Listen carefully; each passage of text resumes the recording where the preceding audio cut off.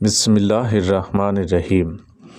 رسول اللہ صلی اللہ علیہ وسلم نے فرمایا، وہ شخص مومن نہیں جو خود تو پیٹ بھر کے کھائے مگر اس کا پڑوسی بھوکا ہو۔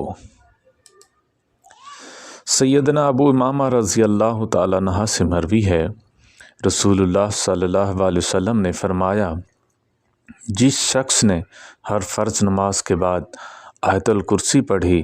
اسے جنت میں داخل ہونے سے صرف موت نے روک رکھا ہے، یعنی وہ مرتے ہی جنت میں داخل ہو جائے گا۔ نبی کریم صلی اللہ علیہ وسلم نے یہ بھی فرمایا کہ صرف 3 جگہ پر جھوٹ جائز اور حلال ہے، ایک یہ کہ آدمی اپنی بیوی سے بات کرے تاکہ وہ راضی ہو جائے، دوسرا جنگ میں جھوٹ بولنا، اور تیسرا لوگوں کے درمیان صلح کرانے کے لیے جھوٹ بولنا جائز ہے، باقی مقامات پر جھوٹ بولنا گناہ کا کام ہے۔